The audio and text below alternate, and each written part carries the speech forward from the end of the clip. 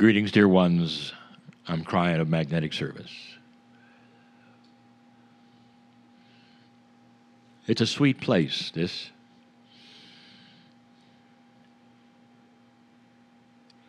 The message is a continuation of the messages we have given so far in this which is called the Monument Valley Tour.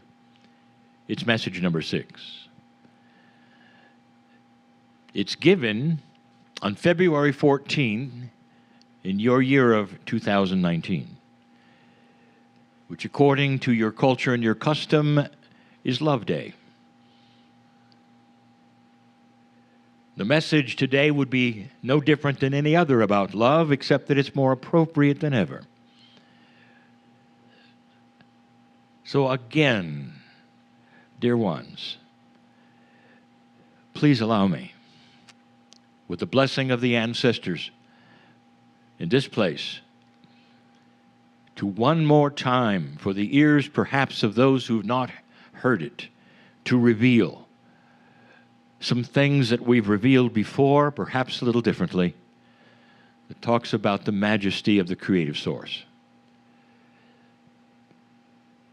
Almost every human on the planet, no matter what belief system, knows about the creative source.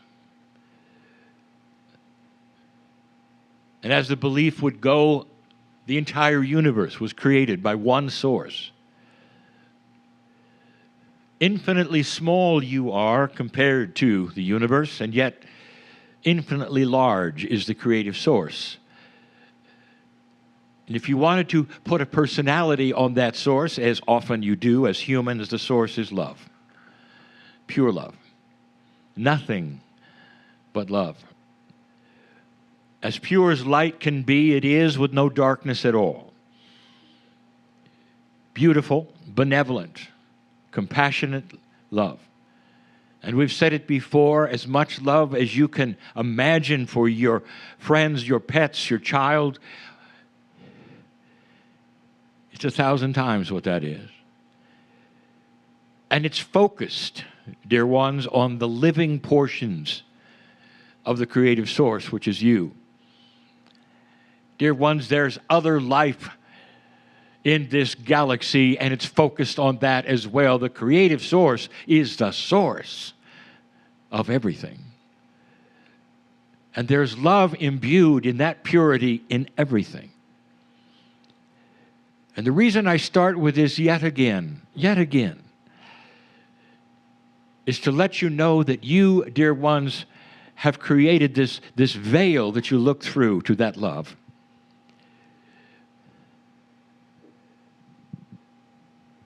And on this side of the veil, this being where we are right now, this human side, you have duality. And in the duality there is positive, there is negative, there's light, there's dark, there's all kinds of things which are created by what you call human nature. And it's actually appropriate, fair, and correct, because this gives you the free choice. Because you can see the things that are yin and yang, positive and negative, and you make the choice. But let me tell you something. On the other side of the veil, that creative source, which is so big you can't imagine it, there is no duality there. And there would be those who would say, of course there's no duality there, and they would nod their head. And yes, but really, truly, do you understand this? There's only duality here. And yet, there are so many who will then take the duality that is here in this small little earth, where you struggle with a low percentage of light. And you struggle with your duality, and you struggle to improve constantly with free choice. But you take that struggle and you place it upon what you believe is on the other side of the veil. And you have made God then dysfunctional at the core. You've taken this love, pure source, And you said, well, we are humans. All we know is human nature. Therefore, everything has to be like us. And then there is an angry God. And one who does not get pleased all the time, and one who will actually torture children. And this is the belief system about that beautiful creative source. And again, I will tell you, you've taken yourselves and pasted it on that which is sacred. Let's speak about where that leads and what happens. Because the next step is the creation then of sin. And if you would then ask those who believe in the sin, what is it? Define sin. It's that which displeases God. Anything that displeases God then is sin. And then if there is sin, there must be forgiveness.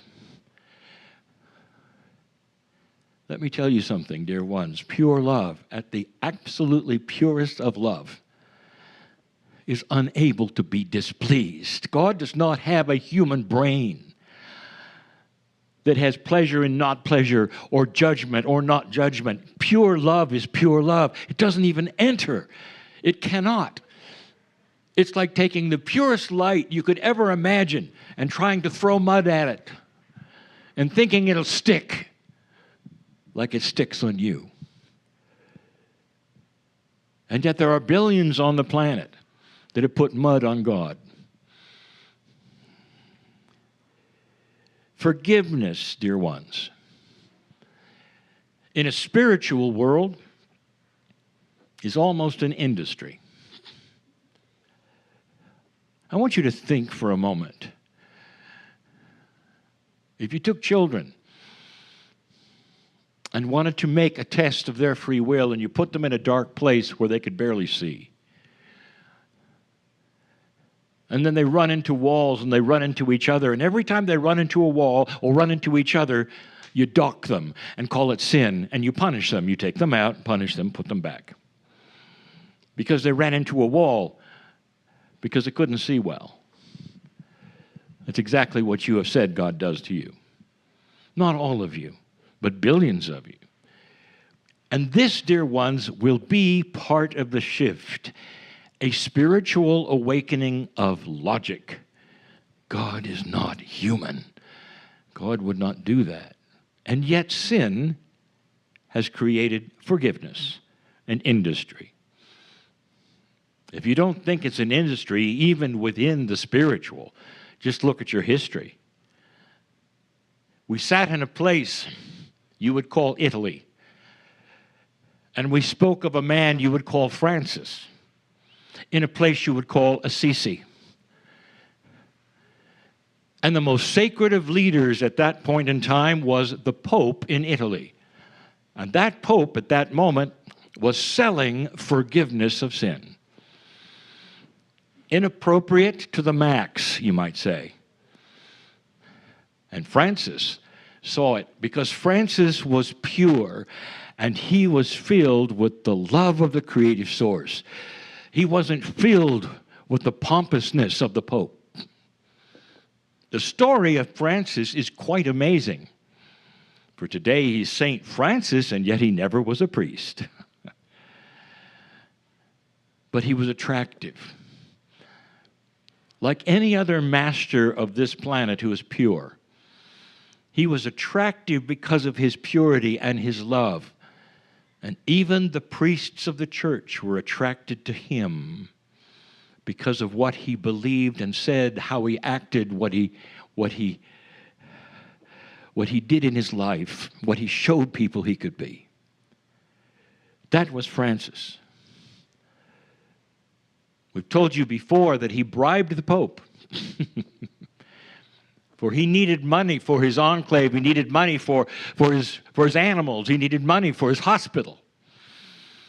And so he told the Pope something because the Pope met with him. He had to because he was pulling away priests. He was becoming dangerous in his purity. And he said to the Pope, if you'll give me the money for these things, I will then stop being that attractive because you will then stop selling forgiveness of sin. And that was the agreement. And in the church in Francis of Assisi, there's even a painting that portrays it, although the people who would then guide you through that church won't then identify that painting of that way. In fact, that painting shows Francis of Assisi and the Pope meeting with a scroll of demands from Francis to the Pope. A list, you might say, an agreement, you might say, so the Pope would stop selling sin forgiveness. The guides will tell you it's a list of Francis' sins. I'm going to tell you it's in a contract that changed who the Pope was, changed the church, and made it more pure. That's the kind of an industry forgiveness has become to some. In some ways, it becomes an industry of fear. If you don't have that kind of forgiveness from a God who's going to judge you from that pure love thing, then there's the fear of what might happen to your soul. And these things, dear ones, are not from God. They cannot be from the pure source of light and love, which is not a consciousness of a human. It has come from humans to humans, humanity, systems. The most inappropriate thing that is here today on this planet is fearing the source of light, when all that source wants to do is love you. Love is the message of the day. Earlier today, dear ones, you had a forgiveness exercise, but it had nothing to do with a spiritual forgiveness. It had to do with human to human. And that is the forgiveness I want to speak of. I want to talk about what it means, and perhaps in a way you haven't heard before. I want you to right now relax in the arms of God, whatever that word means to you, just for a moment, and see that precious pure light as I tell you this story. The story is, again, a logic story. More than that, it defines the attributes of your brain. So you'll understand what you're doing when you start to forgive. Coming right from the light, right now, I want to show you this. When each of you were a child, there came a time when you had that moment where you would burn your hand or your arm or your leg with something hot. It happens to every child because as much as their parents will warn them against heat, there comes a time when you test it.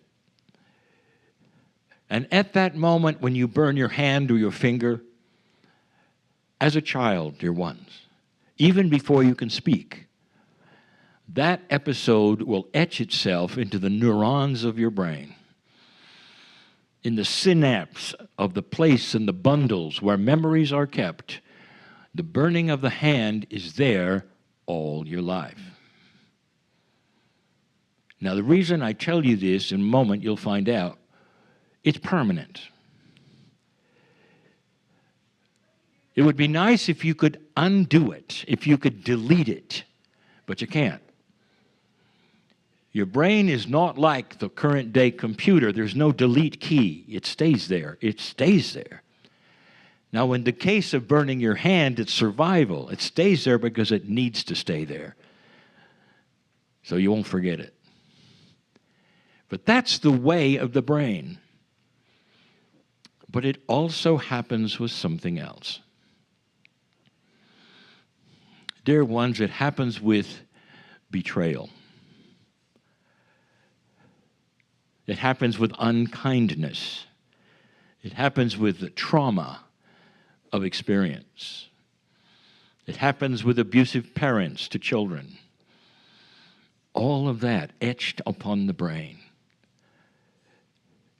And at time, perhaps even when you're an adult, when you have betrayal, when you have these kinds of things, it etches itself in the same place where you burned your hand. And in those places, it stays, and you can't undo it. And so today, you went through an exercise where you might have written some of those things down, and it might have been difficult to even write them. Because these are the things you want to forget. Because to remember them brings up all the feelings again, just like burning your hand. And all of those feelings will come to a head, and there will be tears, and there will be uncomfortableness and sorrow. And so most of you stay away from those things, but all of you have them to some degree, more than others for some. And you wrote them down, which was difficult, and you burned them in a significant ceremony to say, they're gone. This is how I see it. They're gone. But I just told you they're not. But your ceremony is telling your brain that they are. Let me tell you what you did today, and anyone else listening, and the parables I've given in the past about what a Lemurian woman would do as she burns the leaf that she has etched on these things into the volcano fire. Because I've even channeled before that this is an appropriate thing to do, as you did today. So let me give you a vision of how you take something in your brain that is forever until your last breath, just like burning your hand, and instead you transform it. Whatever that was that you wrote on the piece of paper, or for those listening who didn't do the exercise, whatever it is that you could think of that is the betrayal of the thing that eats at you at night when you sleep or doesn't let you sleep. The thing that can't forget because it was so awful to you, so uncomfortable, so sorrowful to you. Whatever it is, even if it's a memory where you're asking forgiveness of yourself because you keep bringing it up, and beating yourself like a little whip with it, it's still there. So I want you to have this vision of what really might be happening in your brain, what you do. And it has to do with the power of compassion and love. In the yin and yang scenario, in the black and white scenario, of all the things that a human being can do, one of the most beautiful things is this. You have a piece of the creative source in you that is multidimensional and goes beyond that which any human being could do by themselves, and it's called the higher self. That higher self, think of this, it's your soul that has one foot on the other side of the veil and one foot here, metaphorically, as it would stand there. It is the conduit, the bridge, the one that you're always trying to get to. But let me tell you, here's where you can use it. Because that higher self is also like a direct contact, conduit, wire, whatever, to the purest light and love you can imagine. And so let's see if you can vision this because of what you did today with the fire, and you have that pure, bright light like a searing fire, except it's not a destructive fire. It's an encompassing connection that circles the memory with compassion. There it is in your brain, and I want you to see, coming from the other side of the veil, a shell. You can't delete it biologically, but here comes that beautiful shell of compassion that is so beautiful and so loving, and it encircles that memory, that thing that you want to have go away, that you say, I want to forgive that person or those people or myself, whatever that's the encompassing shell of multidimensional light that encompasses and forgives. And it goes right around that memory in your brain, so that every single time you go back to that, it's covered with forgiveness compassion and love, and you can never get to that hurtful place again. So complete would it be that you could even go in there with a set of tools, and you can't get to it. So what you've done is, instead of eliminating it, you've transmuted it, covered it with love. This has to make sense to you. The vision is more accurate than you know. It has to do with complex consciousness, dear ones, and so we've simplified it so that it can be visualized and acted upon and understood. There are those who will tell you that those things that you wrote on the paper are forever.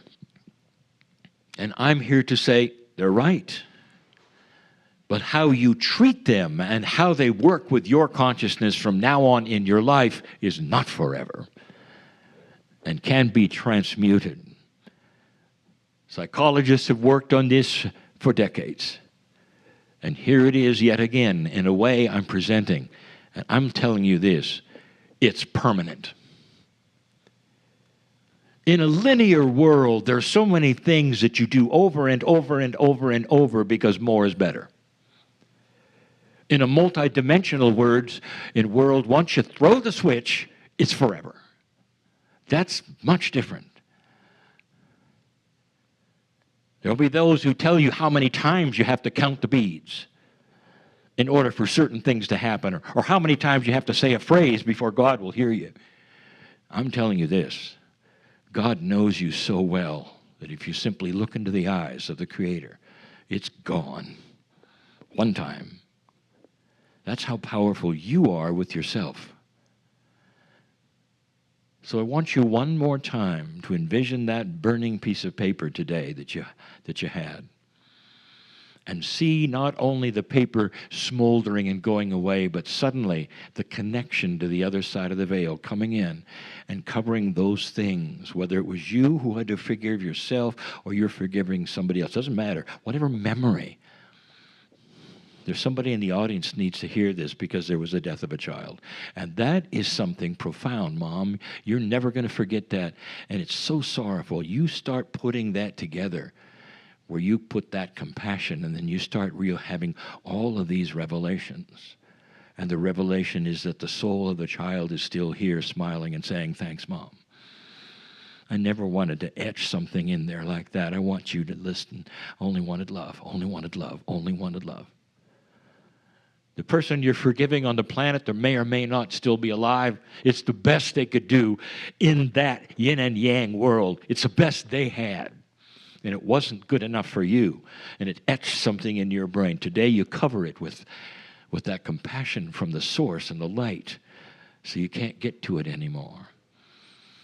And suddenly you start to breathe easier and saying, it's like I just dropped a big suitcase of lead. That I'm free. It's almost like I can float now. Because I don't have to take that anymore. I don't have to bring that around, and I don't have to drag it like an anchor. Because you've covered it with compassion. This is as good as it gets, dear ones, for a human being to be balanced. You can't carry these things and call yourself a balanced human being. Because you're out of balance. You're always dragging something around. And so this is how it's done. And it shouldn't surprise you on this Valentine's Day that I would yet again tell you about the incredible love that is on the other side of the veil for you. Not anger, not fear. God does not think like a human being. God, the creative source, if you can even say think, has no thoughts except, if you had to say what is a thinking God, it is one who projects, propels, and throws light and love and compassion as best can to you through a dark and dim place that you are slowly creating light within. And that is why we are so excited about the shift. Because there'll come a time when that dimness will go away. And the veil starts to become thinner. Mark my word, there'll be a day when you look back sometime in human history and you will see all the things that I have mentioned about the projection of the human onto God as a children's story. And you'll know the truth. God is love. And so it is.